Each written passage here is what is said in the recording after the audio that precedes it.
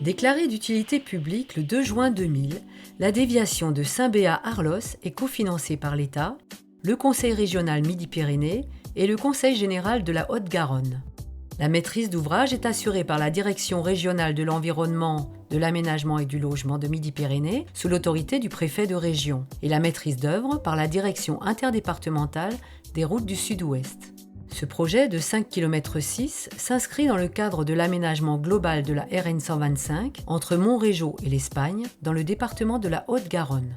Il permet de renforcer la sécurité des usagers et des riverains, d'améliorer la fluidité de l'itinéraire et de faciliter les échanges transfrontaliers par le tunnel de Viella. Dans la continuité de la déviation de Fos, mise en service en 2009, la déviation de Saint-Béat-Arlos est un projet d'aménagement du territoire qui contribue au développement économique des territoires desservis. Cette déviation contourne Saint-Béat en passant en tunnel sous le cap de Munt, puis elle rejoint la route actuelle après la traversée du village d'Arlos, en franchissant la Garonne grâce à un pont d'une longueur de 206 mètres. La construction d'un pont dans un environnement sensible demande une attention particulière de la part de l'entreprise. L'exécution des travaux est suivie par un assistant qui veille au respect des enjeux environnementaux du site. Camille Abrachi, chef de chantier, nous rappelle les étapes de la construction du pont d'Arlos. Le chantier a commencé en avril 2013. On n'avait aucun accès sur la rive gauche de l'autre côté de la Garonne. Ici, on est sur la rive droite. Donc il a fallu tout d'abord faire un pont de 36 mètres de long qui a été gruté. Une fois que ce pont a été mis en place, on a pu avoir l'accès de l'autre côté de la Garonne et on a mis en place un deuxième pont qui lui fait plus de 60 mètres de long. Donc une fois que cette phase-là a été terminée, on a pu attaquer les fondations profondes de l'ouvrage définitif, c'est-à-dire du viaduc qui fait près de 206 mètres de long. Ces fondations ont démarré en septembre de l'année dernière et en parallèle, on a pu commencer les travaux sur les appuis. Donc ici, on est sur l'atelier de préfabrication des cages d'armature. Les cages d'armature font près de 12 mètres de long pour un peu plus de 12 mètres de large. Elles pèsent plus de 10 tonnes et il y a en tout 18 cages d'armature. Donc ces cages, une fois terminées, sont stockées sur une aire de préfabrication à l'arrière de la grue et selon l'avancement du peintre de la charpente métallique, seront posées sur la charpente métallique et lancées avec les cages d'armature.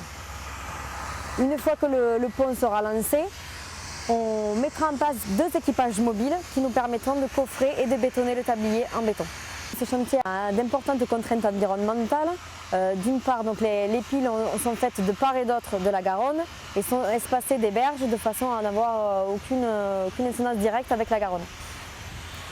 Et si vous voulez, au démarrage du chantier, des zones de mise en défense ont été définies avec le bureau environnemental, ont été protégées, identifiées et sont présentées à chaque intervenant sur le chantier.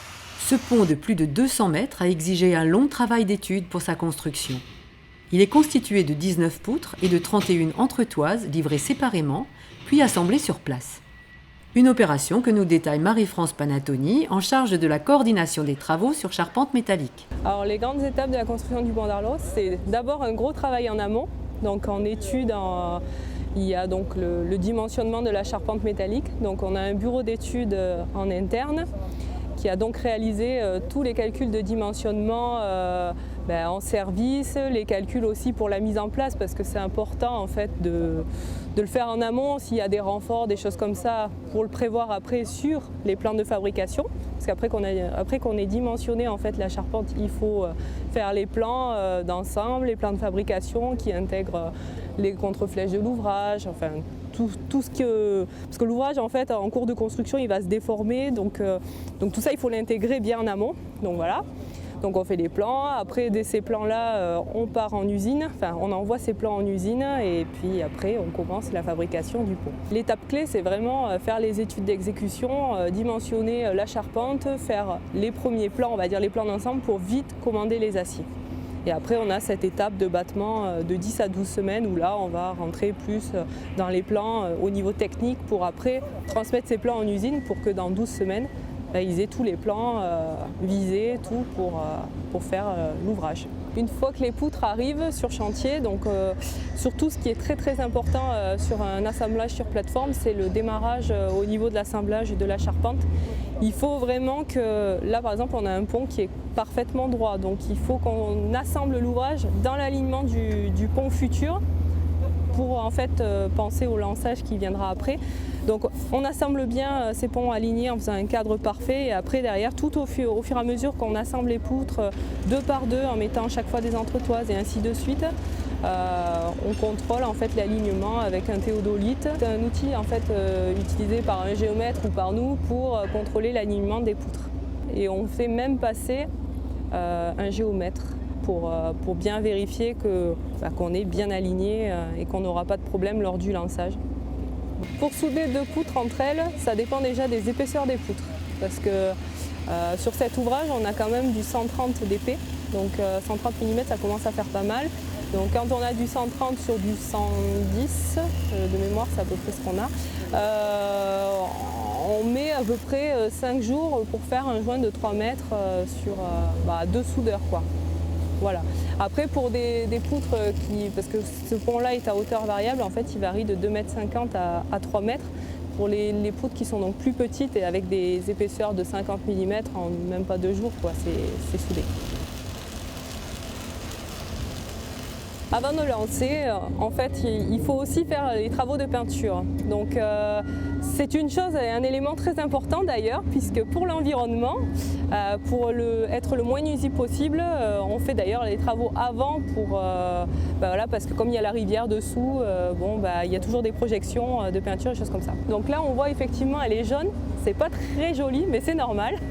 Elle sera verte au final pour s'intégrer parfaitement dans le paysage, quoi. Le lançage aussi, c'est mettre en place la chaise de traction, préparer le massif à l'arrière qui va retenir en fait l'ouvrage au cours du lançage parce que on a un treuil de retenue, un treuil de traction, enfin on a un système en fait qui permet de faire avancer l'ouvrage, mais aussi de le retenir si jamais il part trop vite, parce que pour lancer un ouvrage en fait il faut quand même appliquer pas mal d'efforts. Bon, pour cet ouvrage-là, il faut 40 tonnes à peu près pour pouvoir démarrer le lançage.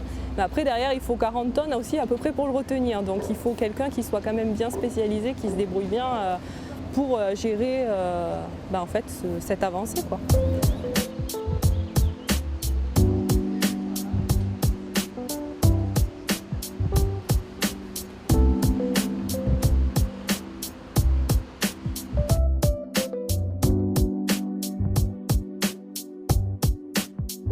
La prochaine étape de ces travaux consiste à couler le tablier en béton armé sur les poutres métalliques avec un matériel de coffrage mobile. Débutés en 2013, les travaux de construction du pont d'Arlos seront terminés au printemps 2015. Côté tunnel, le percement a eu lieu le 10 décembre 2013 et a constitué un moment fort et symbolique pour les équipes en charge des travaux et de l'avancement de ce chantier. Quelques mois plus tard, le tunnel présente un nouveau visage. Une fois les travaux de creusement terminés, l'étape suivante consiste à drainer les eaux propres du massif montagneux afin de rendre le tunnel étanche. Une mission confiée à Ghislain Cousinet de GCC qui nous explique la technique employée. Nous sommes ici pour faire l'étanchéité du tunnel de Saint-Béat. Nous venons après le percement du tunnel pour récupérer les eaux de puits et de drainage, les infiltrations qui vont ensuite dans un caniveau, pour rendre le tunnel complètement étanche avant la phase de bétonnage. Nous mettons un delta MS en premier, ce qui est souvent pour récupérer, c'est alvéolé, pour récupérer les eaux de drainage, avant un géotextile qui n'est plus ni moins qu'un un feutre, qui empêche le percement de la membrane que nous mettons ensuite ce géotextile au moment du bétonnage. Ensuite, nous mettons une protection noire à toutes les zones ferraillées ainsi qu'au masque des coffrages, pour empêcher le percement de l'étanchéité au moment du bétonnage. Donc nous voici dans la configuration du tunnel. Là, le caniveau ainsi que les tuiles qui sont ajourées pour récupérer l'eau qui pointe et qui coule dedans, et qui coule dans le caniveau. Le delta MS qui fait emmener l'eau, qui la fait cheminer dans les alvéoles des tuiles du caniveau pour emmener l'eau à la sortie du tunnel. Ensuite, le géotextile qui sert de poinçonnant, anti-poinçonnant au bétonnage, ainsi que la membrane, et avec la protection noire la tôle colaminée et la membrane qui est en attente d'être soudée sur la tôle colaminée. C'est la configuration du tunnel. La réglementation nous incite à mettre des joints de compartimentage tous les 10 mètres pour faire des zones de 250 mètres carrés maximum. Nous mettons ensuite 5 pipettes d'injection par compartiment. En cas de fuite après, on envoie de la résine pour arrêter cette zone. Mais ce qui est très rare en tunnel, il faut vraiment percer la membrane volontairement pour qu'elle fuit, quoi. Et en bas, nous mettons ensuite sur le caniveau une tôle colaminée. C'est une tôle avec du plastique qu'on soude la membrane dessus pour arrêter l'eau juste après le caniveau pour éviter que la laitance du au bétonnage rentre dedans et que l'eau ressorte après le caniveau en cas de forte crue. Et nous fermons la tôle avec un joint mastic silicone sur toute la longueur du tunnel.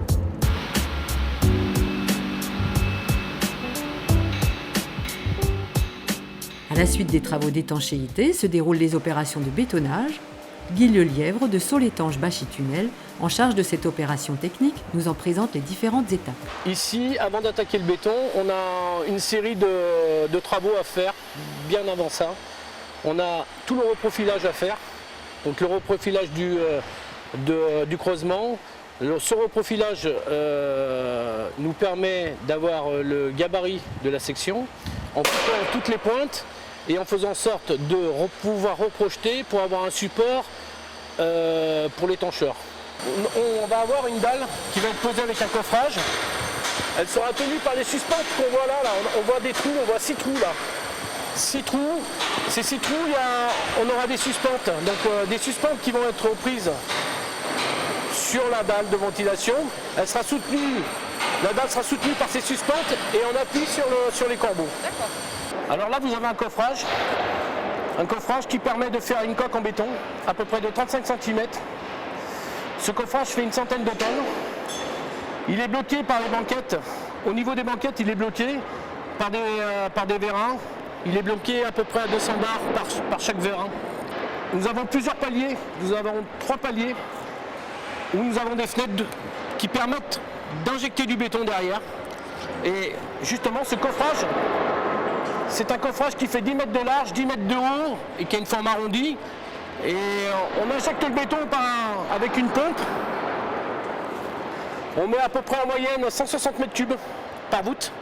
Ce sont des plots de 10 mètres.